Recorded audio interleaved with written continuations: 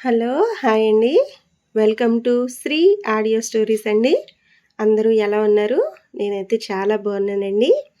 ఈరోజు మన సబ్స్క్రైబర్స్‌లో ఇంకొకరు తన లవ్ స్టోరీ పంపించారండి. ఇక స్టోరీలోకి వెళ్ళిపోదాము. దరిచేరిన ప్రియురాలు. నా చదువు అయిపోయిన తర్వాత ఒక కంపెనీకి ఇంటర్వ్యూ కోసం వెళ్తున్నాను. అది హైదరాబాద్‌లో కావడంతో నేను నా ఫ్రెండ్ ట్రైన్‌లో వెళ్తున్నాము. నా ఫ్రెండ్ నాతో, "రేయ్ సూర్య, ఇప్పుడు చదువు కూడా అయిపోయింది. ఇంకెప్పుడురా నువ్వు ఒక అమ్మాయిని చూసి ప్రేమించి పెళ్లి చేసుకునేది? మన గ్యాంగ్‌లో అందరికీ గర్ల్ ఫ్రెండ్స్ ఉన్నారు. ఒక్క నీకు తప్ప. ఇంకెప్పుడురా బాబు" అని అన్నాడు. "రేయ్ ఆపరా! మీ గర్ల్ ఫ్రెండ్స్ మీకుంటే చాలా? నాకు నా గర్ల్ ఫ్రెండ్ ఉండాలి అన్న రూల్ ఏం లేదు కదరా! విషయం ఏంటి అంటే, నేను మా అమ్మా నాన్న చెప్పిన వాళ్ళనే పెళ్లి చేసుకుంటాను. అంతేకాని ప్రేమించే పెళ్లి చేసుకోవాలి అని ఏం లేదు కదరా! అయినా ప్రేమించి పెళ్లి చేసుకోవాలి అంటే మనకు నచ్చాలి కదా! ఇంతవరకు నాకు నచ్చిన వాళ్ళు ఎవ్వరూ దొరకలేదు. అందుకే నేను ఎవరిని ప్రేమించలేదు" అని సింపుల్‌గా చెప్పాను నేను. "రేయ్ సూర్య, నీకేమైనా పిచ్చారా? ఇంతవరకు ఎవరిని చూసావని నీకు నచ్చడానికి? సరే, ఇప్పటివరకు ఈ ట్రైన్‌లో ఉన్న వాళ్ళందరినీ చూసావు కదా! ఇప్పుడు ఈ ట్రైన్‌లో చాలామంది అమ్మాయిలున్నారు. చూడరా ఒక్కసారి అమ్మాయిలందరినీ చూడు. ఎక్కడో ఒక చోట నీకు నచ్చిన అమ్మాయి ఖచ్చితంగా ఉంటుంది" అని అన్నాడు నా ఫ్రెండ్. "ఆపరా ఇంకా! ఇన్ని సంవత్సరాల నుండి అమ్మాయిలను చూస్తున్నాను. ఒక్క అమ్మాయి కూడా నాకు నచ్చలిందా? నచ్చలేదు కదా! ఇప్పుడు ఈ ట్రైన్‌లో నాకు నచ్చుతుందంట. అలాంటివన్నీ మూవీస్‌లోనే చూపిస్తార్రా. మన జీవితాల్లో అలాంటివన్నీ ఏమీ జరగవు. అయినా ఎవర్రా నీకు చెప్పింది? ఏమో, జరుగుతుందేమో. ఇదే ట్రైన్‌లో నీకు నచ్చిన అమ్మాయి కనిపిస్తుందేమో. ఎవరికి తెలుసు? ఒక్కసారి చూడొచ్చు కదా!" అని అన్నాడు నా ఫ్రెండ్. "అలాంటివన్నీ ఏమీ ఉండవురా బాబు" అని అంటూనే నేను అనుకోకుండా ఒక అమ్మాయిని చూశాను. ఆ అమ్మాయి బ్లూ కలర్ చుడిదార్‌లో చూడడానికి ఏంజెల్‌లా అనిపించింది. ఆ అమ్మాయిని చూడగానే ఏ మాటకి ఆ మాట నేను ఫ్లాట్ అయిపోయాననుకోండి. ఆ అమ్మాయిని చూసిన నేను, "ఈ అమ్మాయి ఏంటి ఇంత అందంగా ఉంది? నేను చాలామంది అమ్మాయిలను చూశాను కానీ ఎవరూ నా మనసుకు నచ్చలేదు. ఈ అమ్మాయి నా మనసుకు నచ్చింది" అని అనుకుంటూనే తన వైపే చూస్తూ ఉండిపోయాను. నాతో మాట్లాడుతూ ఉన్న నా ఫ్రెండ్ నేను సమాధానం చెప్పకపోవడం చూసి, "ఏంటి వీడు?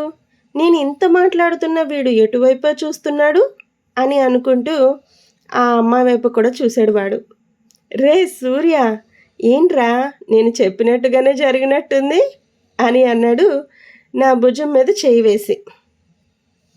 అప్పటి వరకు తననే చూస్తూ ఉన్న నేను నా ఫ్రెండ్ అలా అనేసరికి, "నువ్వు చెప్పింది నిజమో కాదో నాకు తెలియదురా. నేను చాలామంది అమ్మాయిల్ని చూశాను. కానీ ఏ అమ్మాయి కూడా నా మనసుకు నచ్చలేదు. ఎందుకో ఈ అమ్మాయి చాలా డిఫరెంట్‌గా ఉంది. చూడగానే తనను పెళ్లి చేసుకోవాలి అని అనిపిస్తుందిరా" అని అన్నాను నవ్వుతూ. నేను తన వైపే చూస్తూ ఉండడం ఆ అమ్మాయి కూడా గమనించి నా వైపే చూస్తూ ఉంది. అలా ఒకరిని ఒకరం చూసుకుంటూ ఉండగానే ఆ అమ్మాయి దిగి వెళ్ళిపోవాల్సిన స్టేషన్ రాగానే దిగి వెళ్ళిపోయింది. తను అలా వెళ్ళిపోవడం చూసి నేను ఆ అమ్మాయి వైపు చూస్తూ, "దేవుడా, ఒక్కసారైనా ఆ అమ్మాయి నా వైపు తిరిగి చూస్తుంది. అలా చూస్తూ ఉంటే నీకు 100 కొబ్బరికాయలు కొడతాను స్వామి" అని ఆశగా చూస్తూ ఉన్నాను.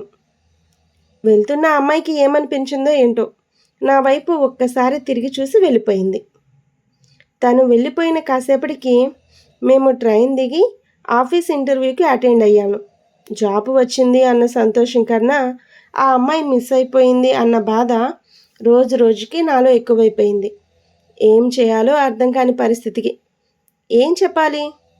ఎటువైపు వెళ్ళాలి? నా కోసం ఒక్కసారి కనిపించొచ్చు కదా! ఒక్కసారి నువ్వు కనిపిస్తే జీవితంలో నేను వదిలిపెట్టను అని అనుకునేవాడిని. అప్పుడప్పుడు నాకు నేనే పిచ్చివాడినవుతున్నానేమో అని కూడా అనిపించేది. ఆ అమ్మాయి దిగిన స్టేషన్ చుట్టూ ఉన్న కాలనీస్ మొత్తం అన్నీ వెతికేశాను. అయినా ఎక్కడా కనిపించలేదు. రోజు ఆఫీస్‌కి వెళ్ళి వర్క్ చేయడం, ఆఫీస్ అయిన తర్వాత ఆ అమ్మాయి కోసం ఆ కాలనీస్ వెతకడం, ఇదే రోజు నేను చేసే పనిలో ఒక అలవాటుగా చేసుకున్నాను. "ఎక్కడ ఉన్నావు? ఎప్పుడు కనిపిస్తావు? నీకోసం నిద్రలో కూడా వేచి చూస్తున్నాయి నా కనులు అని అనుకుంటూ పిచ్చివాడిలా ఆలోచిస్తూ ఉండేవాడిని. అలా ఒకరోజు తన కోసం వెతుకుతూ ఉండగా అనుకోకుండా తను మళ్ళీ రైల్వే స్టేషన్‌లో కనిపించింది. వెంటనే వెళ్ళి తనని గట్టిగా హగ్ చేసుకోవాలి అన్న ఆలోచనను కూడా చంపుకొని, లేట్ అయితే తను ఎక్కడ మిస్ అవుతుందో అన్న టెన్షన్‌తో, తనని చేరుకోవాలి అన్న సంతోషంతో పరిగెడుతూ తన దగ్గరకు వెళ్ళి తన ముందు నిలబడ్డాను. తను నన్ను చూసి షాక్ అయింది. మాట కూడా మాట్లాడలేదు. అలా పరిగెడుతూ వచ్చిన నేను ఆయాసపడుతూ, "ఎన్ని రోజుల నుండి నేను నిన్ను వెతుకుతున్నానో తెలుసా? ఎప్పుడు కనిపిస్తావా అని. నా మనసు ప్రతి క్షణం నీకోసం ఎదురుచూస్తూ ఉంది. నా మనసు నాకు ప్రతిరోజు చెప్తూనే ఉంది, నువ్వు నా కోసం ఎదురుచూస్తూ ఉంటావని. నిన్ను చూసింది ఒక్క క్షణమైనా సరే, ఆ ఒక్క క్షణం నా గుండెల్లో భద్రపరుచుకున్నాను. నా ప్రేమను ఒప్పుకుంటావా? నిన్ను జీవితాంతం గుండెల్లో పెట్టుకొని చూసుకుంటాను" అని చెప్పాను. నేను అలా చెప్పగానే తను షాక్ అయింది. అలా చెప్పాను కానీ, ఒక పక్క తను కనిపించింది అన్న సంతోషం, ఇంకొక పక్క తను నన్ను కాదు అంటుందేమో అన్న భయం, ఈ రెండిటి మధ్య కాసేపు నలిగిపోయాను. కాసేపటి తర్వాత తను జవాబిచ్చింది. "ఎస్, నువ్వంటే నాకు ఇష్టమే. ఆ రోజు నిన్ను చూసిన దగ్గర నుండి నేను నిన్ను ప్రేమించాను. కానీ మనది అట్రాక్షన్ అనుకున్నాను. అందుకే నువ్వు నన్ను మర్చిపోయావులే అని లైట్‌గా తీసుకున్నాను. కానీ ఇన్ని రోజుల తర్వాత నువ్వు నా కోసం వెతుక్కుంటూ వచ్చావు.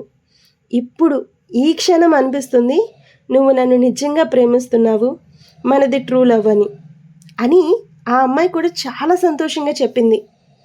ఆ మాటలు విన్న నేను ఇంకా సంతోషంగా ఫీల్ అయ్యి తనని చాలా గట్టిగా హగ్ చేసుకున్నాను. అలా ఒకరి ప్రేమ గురించి ఒకరం చెప్పుకున్న తర్వాత ఇద్దరం కలిసి పెద్దలతో మాట్లాడి పెద్దల సమక్షంలో ఒకటయ్యాము. ఎలా ఉంది స్టోరీ? చాలా బాగుంది కదా! మన సబ్స్క్రైబర్స్ రిక్వెస్ట్ చేసిన కారణంగా వాళ్ళ పేర్లు నేను చెప్పలేకపోతున్నాను. ఇలాంటి మంచి మంచి స్టోరీస్ మీకు ఇంకా కావాలి అంటే ఇప్పుడే మన ఛానల్ని సబ్స్క్రైబ్ చేసుకోండి. Thanks for watching.